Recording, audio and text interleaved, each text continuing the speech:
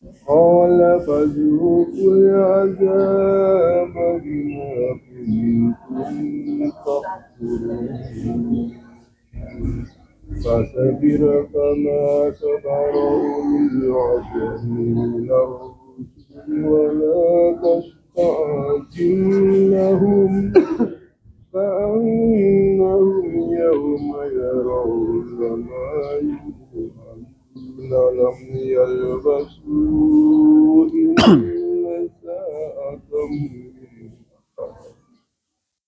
لم يلبثوا إلا ساعة من نار بلاغ قال ليلة إلا يكون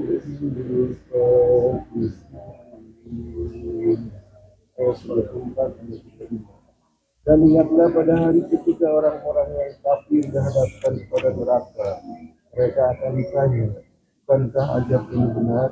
Mereka menjawab, ya benar. Rob kami, Allah beriman, maka rasakanlah azab ini karena dahulu kamu mengingkari. Ya benar. Maka bersabarlah engkau bersama Sallallahu sebagaimana kesabaran Rasul-Rasul yang memiliki ketakutan. Janganlah engkau meminta agar azab diserahkan untuk mereka pada hari mereka melihat azab yang ganda. Mereka merasa seolah-olah tinggal di dunia hanya sesaat saja pada saat. Tugasmu hanya menyampaikan bahwa tidak ada yang dirasakan kecuali kaum yang fasik atau tidak taat kepada Allah. Masya Allah.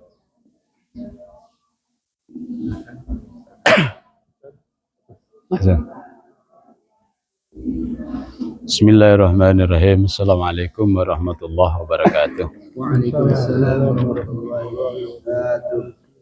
Alhamdulillahirabbil alamin alladzi alafa baina qulubina fa asbahna bi ni'mati ikhwana asyhadu an la ilaha illallah wa asyhadu anna Muhammadan abduhu wa rasuluh. Allahumma salli wa sallim wa barik ala sayyidina Muhammadin la nabiyya ba'da. Hadirin yang dirahmati Allah Subhanahu wa taala, pada frase yang kita baca dalam surat Al-Ahqaf ini ada pelajaran yang sangat besar tentang bagaimana ajaran Islam itu adalah ajaran dari seluruh nabi terdahulu.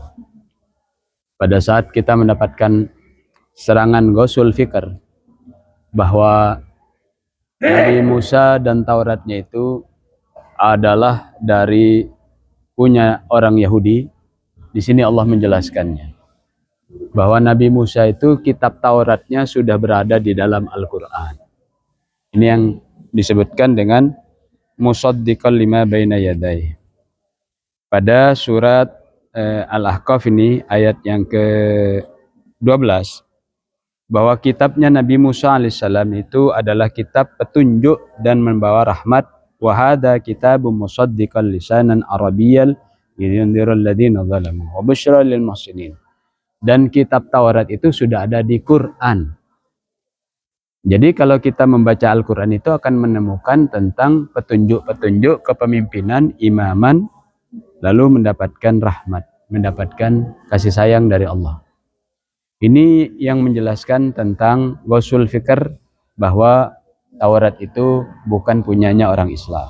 Taurat itu punyanya orang Islam.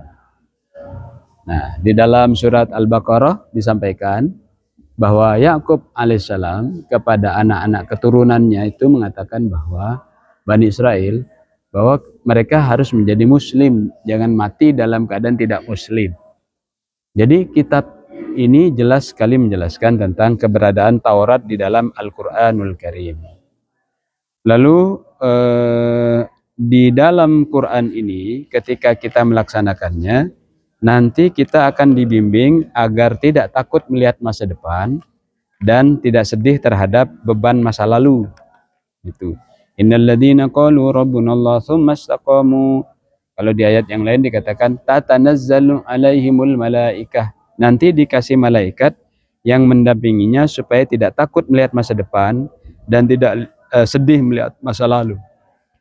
Dia bisa membuat rencana-rencana jauh ke depan seperti yang disampaikan Pak Taufik tempo hari waktu kajian kita hari Sabtu, orang yang membaca Quran itu akan memiliki visi yang panjang, jauh dia ke depan. Karena dia mendapatkan pengalaman-pengalaman besar dari 124.000 nabi yang ada di dalam kitabullah. Musaddiqul lima baina yadayh. Seperti itu. Maka diberikan bimbingan oleh Allah Subhanahu wa taala di dalam mencetak generasi yang baik itu hendaknya dilatih sejak akil balik di dalam memahami kitabullah. Karena nanti pada saat akil balik itu akan dituntut pahala dan dosa. Yang melakukan pelanggaran langsung dapat dosa. Maka diwasiatkan oleh Allah Subhanahu wa taala pada ayat yang ke-15 surat Al-Ahqaf. Wasiat sudah tuh. Apa tuh? Kalau perintah biasa tuh, ini wasiat. Allah yang ngasih wasiat. Tolong ya gini. Wasiat kira-kira gitu. Kerjain ini gitu.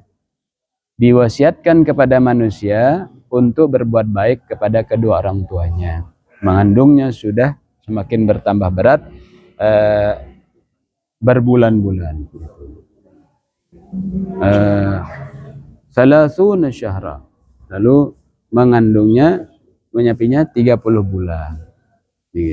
Jadi melatih untuk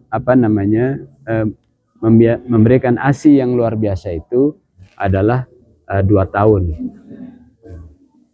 melatihnya, ya, supaya kemudian bayinya memiliki kekuatan.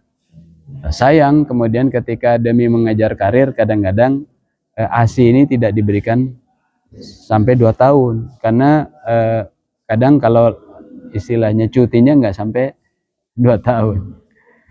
Padahal ini perintah dari Allah. Hanya untuk kemudian menunjukkan karir dan sebagainya, lalu tidak melaksanakan ini. Nah, sehingga ketika dia sudah mulai asyuddahu, wabalau arba'ina sana. Asyuddah itu artinya ketika sudah bisa membedakan baik dan buruk, dia seharusnya sudah mahir berdoa semacam ini. Dan 40 tahun mestinya sudah mahir. Apa doanya itu? Ya Rabb, tolong aku agar pandai berterima kasih kepada kedua orang tuaku. Itu. Agar aku bertambah berterima kasih kepada nikmat yang Engkau berikan kepadaku dan kepada berikan pelajaran pandai berterima kasih kepada kedua orang tuaku, maksudnya gitu. Itu adalah doa kemapanan. Anak yang mapan itu mestinya sudah berdoa semacam ini ketika akil balik. Maka dalam surat An-Naml Nabi Sulaiman itu berdoa semacam ini juga. Rabbi auzi'ni an ashkura ni'matakallati an'amta alayya wa ala walidayya. Nabi Sulaiman yang kaya raya sudah luar biasa itu masih minta tolong diajarkan kepada Allah cara berterima kasih kepada kedua orang tua. Apalagi kita yang bisa jadi pendapatannya, kekayaannya terbatas. Saya dapat kiriman dari warga ini kemarin tentang ada warga yang di Bogor Utara itu rumahnya sudah nggak bisa ditempati karena diusir sama yang ngontrak. Anaknya katanya nggak mampu merawat orang tuanya, sehingga kita laporkan ke dinas sosial, camat dan lurahnya udah turun bantu dan sebagainya. Tapi masa kemudian camat ngurusin begini terus? Saya bilang sama yang melaporkan itu, tolong panggil anak-anaknya. Sesusah-susahnya anaknya pasti bisa makan gitu, pasti punya tempat tinggal, nggak tinggal di sarang burung. Bawa orang tuanya, urus mantan mantri guru kemarin kejadiannya, ngelapor sama saya. Anaknya mana? Ada Pak, 3. Terus kemana aja anaknya? Nggak mampu katanya ngasih makan. Selama ini makan apa anaknya itu? Bawa orang tuanya, begitu. Karena itu ada sebab, yaitu orang tua tidak mengajarkan kemapanan ini kepada anaknya sebelum akil balik, yaitu cara berterima kasih kepada kedua orang tua. Ini pasti nggak diajarin nih. Panggil anaknya. Nah, lalu apa doa kematangan kemapanan itu adalah di situ dikatakan wa an a'mala sholihan tardahu. dan kemudian minta diajarkan beramal soleh yang diridhoi. Karena ada amal soleh yang tidak diridhoi. Ada amal soleh yang tidak diridhoi. Maka kita pernah membahas, aku nanti kata Rasulullah, Islam ini akan dipatahkan punggungnya dengan orang banyak ibadah tapi bodoh. Maka nanti siapa yang bodoh sebenarnya, yang tadi itu dibaca di dalam Al-Quranul Karim, orang yang dituding-tuding, qauman tajhalun, itu adalah orang yang ngaji Quran. Lihat nanti ayat ini. Di aku bodoh sama orang lain. Padahal dialah nanti yang selamat. Dikatakan wawasannya kurang lebar, literasinya kurang besar, banyak. Itu nanti di ayat ini disebut. Maka anak-anak harus kemudian dilatih ini sebelum akil balik. Sampai kemudian dia berkata, wa aslih li fi dzurriyyati. Sebelum dia menikah tuh, sebelum akil balik, dia harus punya orientasi sperma dan ovumnya buat apa diciptakan Allah. Jadi pendidikan seks itu harus dilakukan kepada anak-anak sebelum akil balik. Supaya dia jangan nyari cerita sendiri nanti di internet dan sebagainya. Tentang kedewasaan, mature, matang di dalam Islam itu seperti apa. Jadi sebelum akil balik dia sudah punya orientasi, perbaiki anak keturunanku ya Allah. Itu artinya apa dia? Sudah mempersiapkan menjadi ayah dan ibu yang baik ketika sebelum akil balik. Maka beginilah parenting yang benar. Sehingga nanti kemudian pada saat akil balik, dia sudah mimpi basah, sudah head, jangan sampai dia habis waktunya main game, tidak mempersiapkan diri menjadi calon ayah dan ibu yang baik. Itu kenapa generasi terdahulu itu cepat-cepat dan hebat-hebat. Karena parentingnya belajar pada Islam, bukan kepada parenting yang ingin kelihatan intelek dan humanis, padahal yang mengajarkannya orang kafir secara ideologi. Begitulah Islam mengajarkan. Maka ini juga doa ini dilakukan oleh Nabi Sulaiman alaihissalam yang matang dan mapan. Maka hadirin yang dirahmati Allah Subhanahu wa taala, anak-anak itu diajarkan untuk tidak durhaka. Maka jangan berkata uffin, walladzi qalu liwalidayhi uffin lakuma, gitu. Pada ayat yang ke-17 itu anak-anak yang kalau sudah bilang nggak ada itu terjemahan aja, karena literasi bahasa Indonesia nggak bisa memadai untuk mencapai bahasa Arab. Di sini letterlaknya menggunakan kata Kalau itu dengan suara yang kecil bisa nggak kedengaran, gitu, nggak kedengaran kan? Tapi kalau dengan kata besar mungkin kedengaran. Pada orang tuanya. Dengan suara yang besar pada orang tuanya kedengaran. Bapak ini, keluar nafas. Ibu ini, gitu. Atau yang cuman keluar angin. Itu termasuk durhaka itu sudah. Bilang begini sama orang tua, kesel banget sama orang tua sampai keluar nafas. Itu termasuk durhaka. Maka anak-anak durhaka ini berbahayanya kalau tidak dididik. Nanti di dalam surat 11, surat Hud ayat 45 dan 46, anaknya Nabi saja ketika mau didoakan sama ayahnya dimintakan ampun dilarang. Jangan didoakan anak itu, durhaka. Ghairu sholih. Surat Hud ayat 45 dan 26. Siapa itu namanya? Kan'an. Karena diajak untuk berada di dalam perjuangan bapaknya, dibilang nanti aja aku naik ke gunung, karena pelajaran dari ibunya itu adalah hedonis dan materialis. Itu dijelaskan nanti di dalam surat At-Tahrim. Istri terburuk di dunia salah satunya adalah istri Nabi Nuh yang mendidik anaknya hedonis dan materialis. Ketika diajak berjuang sama bapaknya, dia mengatakan sa'awi ilal jabal. Itu gunung lebih menjanjikan daripada saya harus tenggelam dalam kesulitan dan kesusahan. Begitu. Maka mendidik keras anak-anak itu memang dilakukan. Jangan sampai di rumah tidak mendapatkan disiplin militer, akhirnya harus dititipkan ke barak-barak seperti Gubernur Jawa Barat. Terlambat memberikan pendidikan ke anak-anak untuk dididik secara militer. Ini keras ini di dalam Al-Quran. Kalau tidak, nanti anak-anaknya disorientasi. Cinta dunia, hedonis, tidak berjuang. usianya sudah 17 tahun lebih dari akil balik, masih main-main, nggak punya orientasi, punya anak kayak apa, punya istri kayak apa, punya suami kayak apa. Ini seperti ini. Maka pada ayat yang ke-17 ini, orang tuanya itu memohonkan pertolongan kepada Allah, lalu ditegur oleh Allah. Celaka kamu, katanya. Ngeri kan kalau dibegitukan. Minta tolong supaya anaknya diberi pertolongan, ditegur Allah karena anaknya terlambat diberikan pendidikan santun kepada kedua orang tua.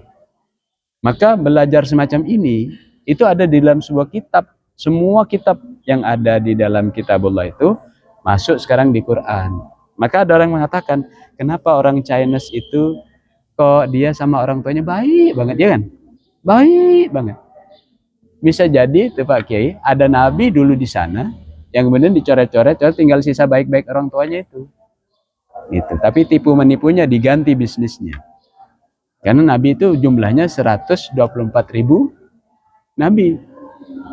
Maka ini yang menjelaskan tentang kitab-kitab terdahulu itu semua sudah masuk di sini.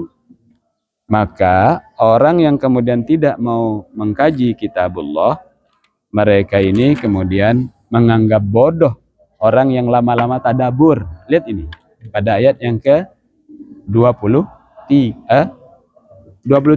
ya. Qala innamal ilma indallah wa uballighukum ma ursiltu bihi walakinni arakum qauman tajhalun. Jadi orang-orang itu seringkali kemudian dengan kitab, mau kitab politik, hukum, ekonomi, engineering, mereka kemudian merasa hebat, tapi kalau sudah menggunakan literasi kitabullah, malu dia. Meneletakkannya di tulisan-tulisan jurnalnya itu, malu dia. Itu dari dahulu itu. Dari dahulu. Maka kemudian orang yang mendalimi Quran disebut orang bodoh. Padahal dia menemukan peta jalan. Orang yang baca Quran itu. Cirinya apa? Takut pada azab. Tapi orang yang ingin kelihatan intelek, humanis, dan menganggap bodoh orang yang memperjuangkan kitabullah, mereka cirinya tidak takut azab. Ini ayat yang kita baca sejak 23 dan sebagainya.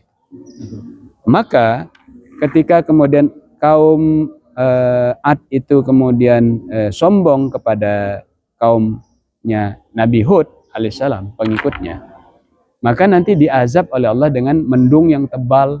Ternyata itu setelah itu terjadi tekanan yang berbeda, lalu kemudian terjadilah tornado, sorsorin dalam Al-Quran itu. Sampai mereka itu di blender tubuh mereka dan batang-batang kayu, nanti dijelaskan di dalam surat-surat yang lain, di surat Hud juga, di blender sampai nggak terlihat mana daging, mana tulang. Itu namanya tornado yang memblender badan mereka, maka badan-badannya nggak tersisa. Kaum dari Ad yang sombong. Itu padahal masih cucu-cucunya dari Nabi Nuh alaihissalam. Jadi cirinya nanti orang yang terlihat menganggap bodoh pejuang kitabullah itu cirinya kalau diingatkan tentang azab dibilang nggak ada azab, nggak ada azab. Sampai minta fa'amtir alaina hijaratan minas sama. Ya Allah, Allahumma. Sampai begitu. Mengaku Islam tapi kalau diingatkan azab dia nggak terima. Bukan azab, nggak ada. Azab cuma zaman dulu, sekarang mah nggak ada. Begitu terus, bahkan kaum Ad nanti di dalam surat Hud itu mengatakan hal yang sama. Gitu. Tidak mau mengatakan ada azab. Dikit-dikit semua cuma bencana dan sebagainya. Maka terakhir, nanti orang yang kemudian memperjuangkan kitabullah itu akan selamat. Gitu. Yang menghadiri membaca kitabullah Al-Quran. Sampai jin saja terkagum-kagum. Yang teknologinya lebih tinggi dari kita. Melakukan transol telemateri itu. Transol telemateri itu. Nganter barang dari jarak jauh, dari singgasana Balkis, dari tempatnya Sabah kepada tempatnya Nabi Sulaiman.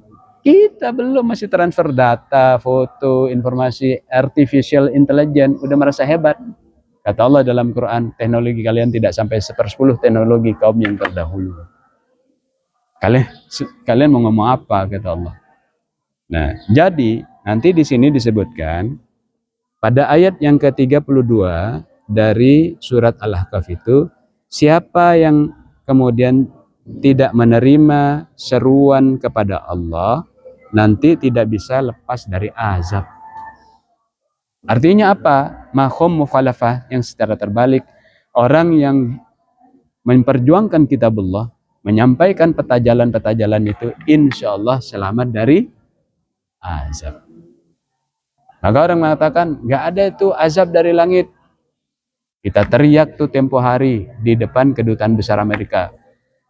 Go to hell Amerika, go to hell Yahudi. Dikirim tuh api dari langit. Api yang gede-gede dikirim. Di Israel juga dikirim. Sekarang kalau ngelihat gambarnya turunnya serangan dari Iran, itu kan kayak kembang api dari langit. Ya kan? Itu api dari langit. Apa dari misil? Apakah dari ledakan gunung Vesuvius? Apakah kemudian dari langit? Atau peluru yang kemudian punya nama seperti di zamannya Nabi Lut, dikejar tuh orang yang mau dihantam sama Allah itu. Batunya ada namanya. Nanti ada di dalam surat Hud. Kenapa kita tidak tahu tentang ancaman semacam ini? Menganggap remeh Quran. Cuman dongeng aja, nggak bisa dijadikan roadmap dan bagaimana membuat forecasting rencana masa depan. Ini masalah umat ini. Maka di akhir zaman itu dikatakan oleh Rasulullah, nanti ada sekelompok kaum yang kembali Islamnya itu Qurannya original kembali. Di akhir zaman. Kita berusaha mengejar yang itu. Wallahu a'lam bishawab. Moga-moga kita selamat. Kalau kita mempelajari aturan, berarti kita udah bisa menyelesaikan masalah dari sebab akibatnya, kita tahu. Dari sebab akibat 124.000 superhero namanya Nabi. Kasusnya politik, hukum, ekonomi, dan sebagainya. Ada di sini. Semua masalah itu terpecahkan. Bisa dipecahkan. Sebab akibatnya kita tahu. Betul. Betul. Sebabnya apa? Akibatnya apa? Exit programnya apa? Ada di sini. Loh kok kita nggak tahu? Ya Qur'annya dibaca, cuman dibaca suara saja. Nanti di akhir zaman tuh ada Qur'an yang cuman tinggal bunyinya saja yang bagus, tapi tidak masuk ke dalam dada. Naudzubillah min dzalik. Selamat yang baca Quran yang berisi kitab-kitab Nabi terdahulu itu akan selamat. Tadi tersebut tuh masalah orang Tionghoa ke ibunya karena sayangnya, memang betul itu Pak. Kejadian sekarang itu betul. Karena kata-kata orang Budaya mereka. Budaya mereka itu. Ya. Kata Bapak ada Nabi di sana yang tadi kan Bapak pernah ngomong gitu tadi barusan. Bisa jadi ada kemungkinan. Kemungkinan gitu ya. Memang saya kan hidupnya di keluarga satu kampung orang Tionghoa itu masa itu. Memang benar itu dari orang tua. Contohnya kalau mau ke WC pun makin kejadian lagi. Iya. Sampai maksudnya bau kalau mau sama gitu. Enggak. Hidupnya orang Tionghoa itu orang tuanya. Karena saya itu tahu, karena saya itu hidup akhir itu di orang Tionghoa. Cuma saya itu dikelilingi orang Tionghoa sampai hari ini. Itu banyak banyak orang tua. Saya orang Tionghoa namanya. Ya. Malu kalau kemudian kita yang punya kitab lebih lengkap tidak kalah adatnya sama itu. Yang saya tahu itu betul Pak. Ya Allah. Saya benar-benar itu lihat sendiri, bukan kata orang. Kata orang tuh benar-benar orang Tionghoa tuh sayang terhadap orang tua. Yang punya pabrik kuah lapangan tuh Pak ya, yang punyanya Kecumbi, yang punya di Bagaman tuh orang-orang Bengkal tuh yang punya itu Pak. Ini dari Lawang Seketeng sampai Gang Out tuh itu orang-orang Cina yang kaya sekarang ini. Dr. Tijin semua itu saya tahu semua. Dari Pasar Bogor sampai Gang Out tuh Towong Esti itu tuh orang tuanya benar-benar disanjung sama anak-anaknya. Dahsyat. Bener dahsyat itu. Ilmunya ngalahin orang Islam, Pak. Padahal nggak punya surat Al-Ahqaf ayat 15. Punya. Itu yang saya tahu. Sampai Sarinah tuh, Absolun Sarinah, satu teman saya tuh ya, perempuan namanya, Suryani itu sangat sayang ke ibunya. Sampai gitu. Kan dulu kan zaman Tionghoa itu ada yang waktu tahun berapa tuh suruh pulangnya Pak ya. Ada pulang, ada enggak ya, ada yang sayang orang tuanya pulang kan kakinya kecil-kecil kan orang Tionghoa kan. Iya. Itu kawin sayang tuh nggak boleh kerjalah orang tuanya itu kakinya kecil Pak. Iya. Dari Lawang Seketeng ke Gang Out tuh saya tuh jalannya pelan-pelan gitu, sayang semua itu. Benar. Orang Tionghoa itu mungkin sampai hari ini pun dia tuh di dunia itu berjaya tuh mungkin karena itu mungkin ya. Doa orang tuanya mungkin. Saya juga merasa gitu. Mungkin Ada rasa. juga ada kaitannya dengan hadis Rasulullah SAW. Al-haya minal iman. Ya. Malu itu sebagian dari iman. Kalau kalian sudah tidak tahu malu, kata Rasulullah SAW, udah kerjain apa sajalah. Lah ini ada orang yang bukan Islam begitu. Ayat ini dibaca hari-hari demi mengejar hataman. Baca lagi, baca lagi. Berarti menurut zaman tidak tahu malu. Kalau kemudian ada yang lebih hebat di luar Islam, sementara kita masih kalah. Ini highlight pagi ini dahsyat. Moga-moga kita diberikan kekuatan. Amin. Birrullah. Silakan Pak Dokter. Ayat yang terakhir, apakah ini maksud dari Allah memberitakan Muhammad jangan apa? Ayat berapa? Ayat 35 Pak Ustaz. Ya. Ini kan tentang azab. Nanti pada Rasulullah sebelumnya kan azab itu langsung diberikan ke umatnya. Kayak Nabi Hud, Nabi Lut kalau enggak sudah didakwain tapi umatnya enggak, ini akhirnya azab datang. Apakah dasarnya surat ini dari kalau Muhammad ini janganlah engkau meminta agar azab segera untuk mereka. Artinya apakah azab untuk umat-umat Nabi Muhammad ini memang sengaja dasarnya ini untuk ditunda dulu, jangan diazab saat ini gitu Pak Ustaz. Pernah melihat kejadian tentang suaka politik Rasulullah SAW yang dicari ke Taif sebelum hijrahnya Rasulullah SAW ke Madinah dan sebelum hijrahnya para sahabat ke negeri Ethiopia. Nah, ini ada sudah damai. Nah, itu maka supaya tidak dengung. Maka hijrahnya Rasulullah SAW ke Taif, itu mencari tempat ke Taif kan dilempari batu, disebut gila, bodoh, disebut utusan yang nggak punya otak, gitu, bodoh. Karena salah satu resiko ketika kita mengungkapkan artikulasi kitabullah di dalam berbagai segmen, di dalam berbagai lini, pasti nanti ada peluang untuk dianggap bodoh. Maka Rasulullah ketika menyampaikan itu ke Taif kan dilempari batu, terus apa yang dilakukan malaikat Jibril? Yaitu mengangkat bukit untuk menimpakan azab kepada mereka. Artinya apa tuh kalau Rasulullah bilang oke, kan langsung diazab itu. Artinya apa artinya? Azab itu dunia dan akhirat. Maka pada ayat yang ke-34 itu, jadi ketika dihadapkan pada neraka, mereka ini mengatakan baru sadar, tapi di dunia mereka selalu mengingkari tidak ada azab. Itu ayat yang sebelumnya tuh Pak, yang 34. Itu cirinya. Jadi tidak perlu ngeper, kemudian tidak perlu kemudian memiliki inferior ketika orang mengatakan nggak benar itu teori ini bukan azab di bencana, terus saja katakan ini azab Allah. Maka nanti kalau matriksnya tuh ya, kalau nanti di situ ada penyimpangan seksual, perilaku dan sebagainya, itu biasanya ditimbun tanah tuh, tek. Dibalik tanah, likufaksikah, longsorkah dan sebagainya. Biasanya di situ ada pengundangnya tuh. Loh kok kena keluarga saya? Ya, karena keluarga Anda diam ketika kemudian melihat maksiat yang ada di depan mata. Itu dijelaskan dalam surat Al-Anfal ayat 25. Wasbir nafsaka ma'alladina wattaqu fitnatan la tusibannal ladzina zalamu minkum khassah. Hendaklah kalian takut terhadap bencana azab yang tidak menimpa pelakunya. Ring 1, ring 2, ring 3 kena semua. Itu makanya orang dahulu tuh kalau ada yang berbuat maksiat sekampung kemudian negor.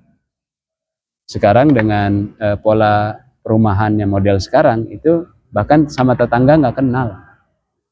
Boro-boro negor. Nafsi-nafsi.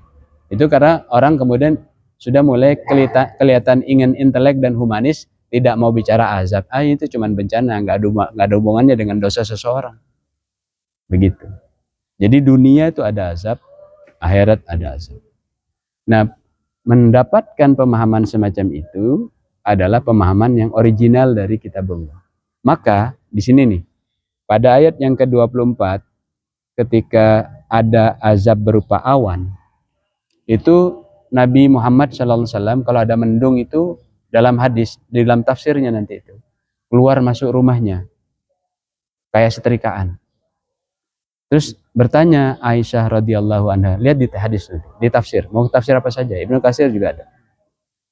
Maka kemudian Aisyah radhiyallahu anha berkata kepada Rasulullah SAW, ya Rasulullah, kok panik amat? Aisyah, kata Rasulullah, apakah engkau tidak tahu bahwa yang dulu terjadi, ini ayat yang 24 ini, kaum Ad itu merasa bangga, senang terlagi ada hujan, mendung sudah turun ke lembah. Itu azab, kata Rasulullah. Rasulullah aja yang orang yang sangat takut dan dilindungi Allah, begitu, apalagi cuma Nur Zaman, menganggap enteng, tidak takut azab. Baru setelah turun hujan, baru Rasulullah lega, ini bukan azab. Itu Rasulullah Shallallahu Alaihi Wasallam. Apalagi cuma Nur Zaman yang tidak memiliki pengetahuan yang sedalam dan sejauh Rasulullah dalam melihat sebuah kejadian dan takdir. Apalagi cuma Nur Zaman yang meraku intelek dan humanis menganggap nggak ada. Cuman awan hitam itu bagi Rasulullah udah mengerikan. Jadi cita rasa takut azab itu disebut oleh Allah sebagai kaum yang hebat. Dan kalau mayoritas negeri itu imannya sudah sampai ke sana, surat Al-A'raf ayat 96, 97, 98, 99, negeri itu akan dilindungi dari langit dan bumi. Diberi barokah.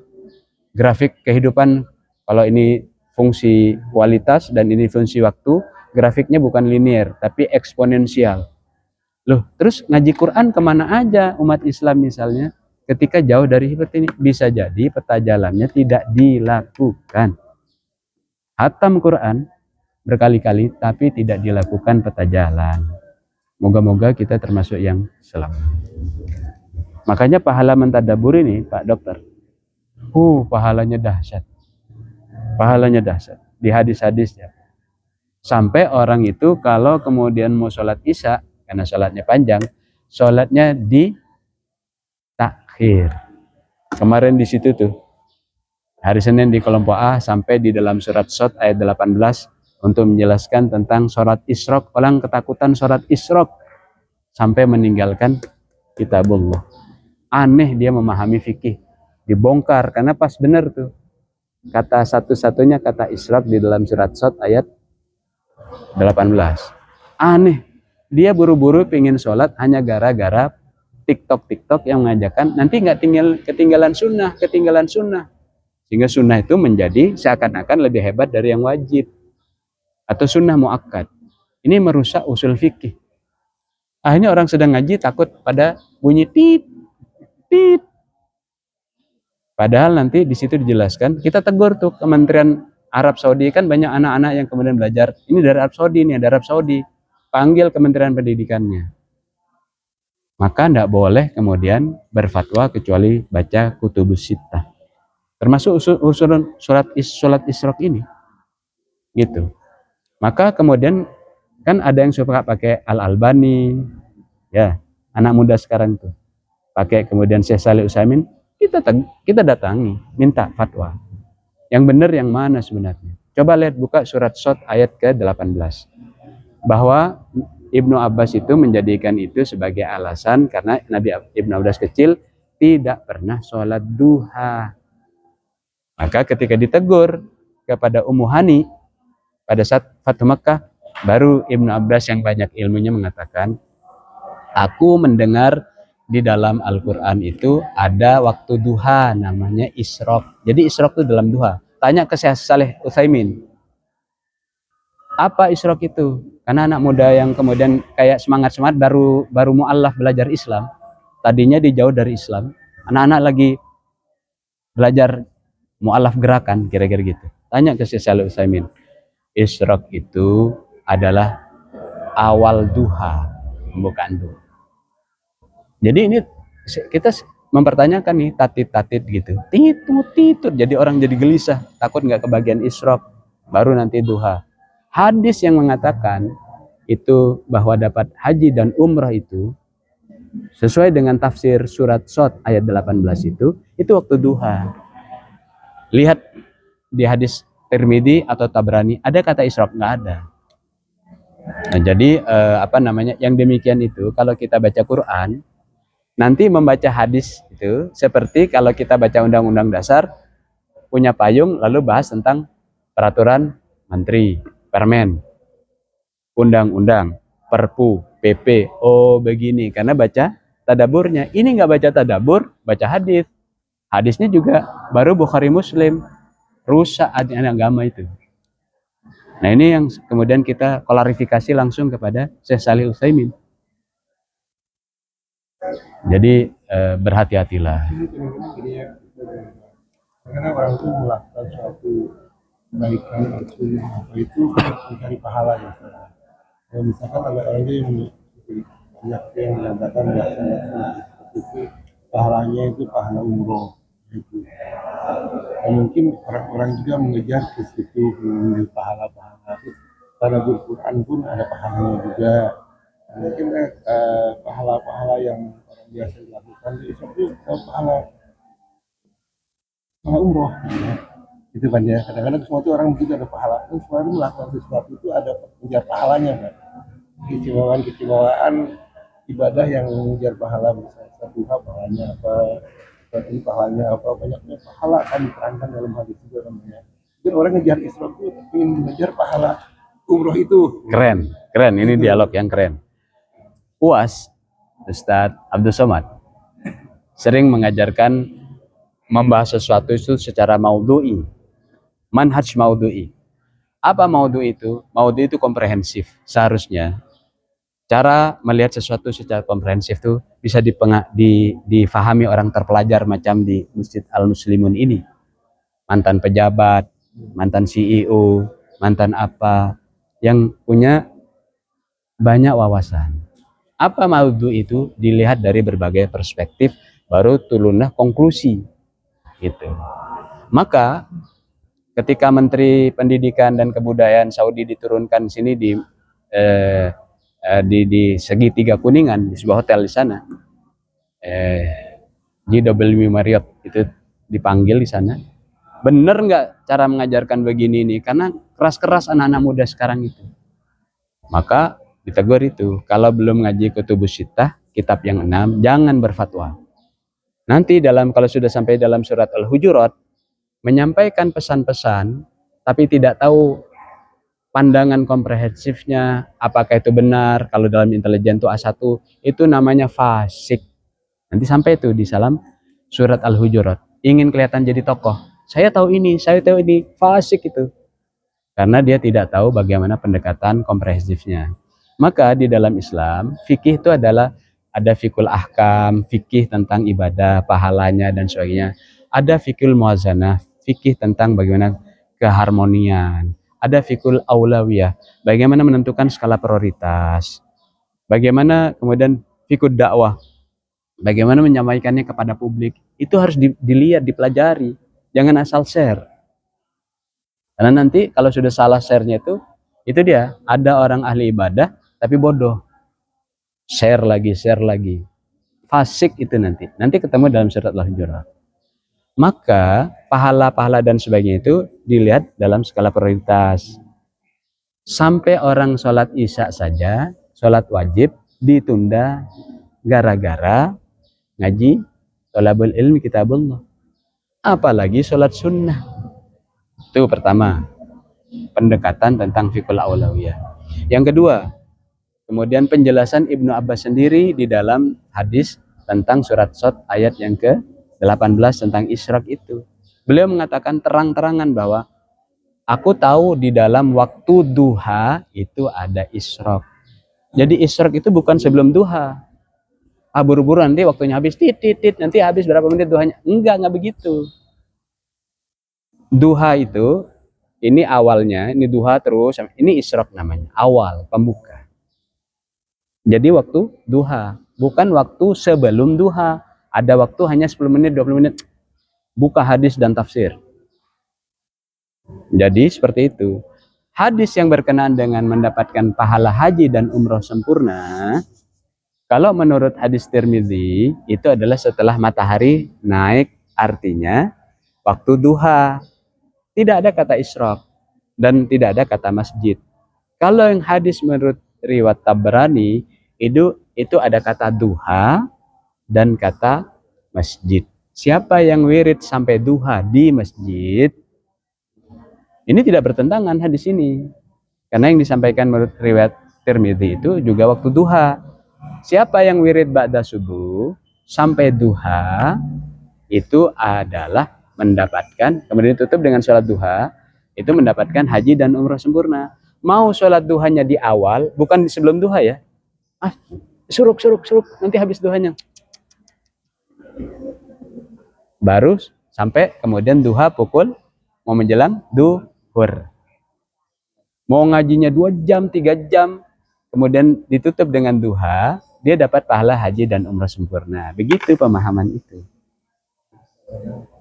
Nah, yang semuncul sekarang itu seakan-akan itu waktu sebelum duha. Pada titit berikutnya udah habis waktu syuruk. Kenapa? Sudah duha. Ya Allah, dalil dari mana ini?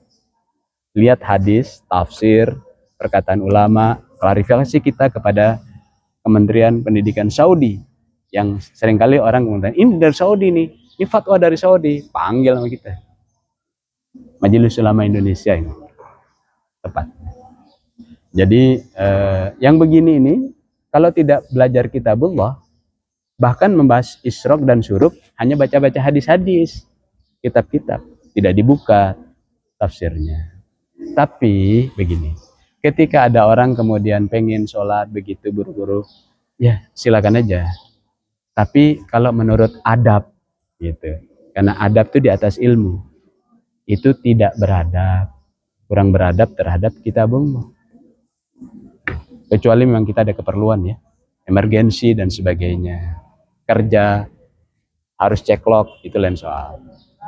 Tapi ini masalah adab secara umum terhadap kitabullah. Karena nanti dalam Al-Quran yang buru-buru tutup kitabullah tuh seakan-akan capek ngaji, kecuali emergensi, itu disebut orangnya tidak beriman. Nanti ketemu surat yang berbicara ayat ini. Wallahu a'lam bishawab. Moga-moga kita semuanya selamat, kemudian tidak menyalah-nyalahkan orang, tapi kita mengetahui ketinggian adab sebelum bicara tentang ilmu pengetahuan. Wallahu a'lam bishawab. Mungkin kita akhiri dulu. Lagi ya. Ya.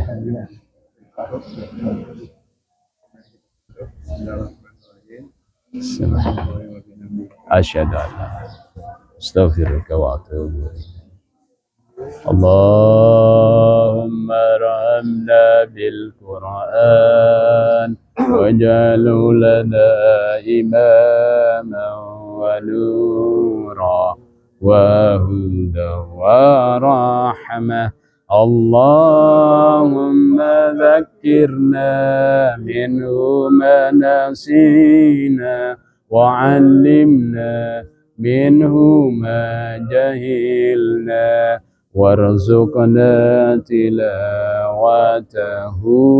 ana al-laili wa atrafan nahar waj'alhu lana hujjatan ya rabbal alamin. Alhamdulillahirabbil alamin.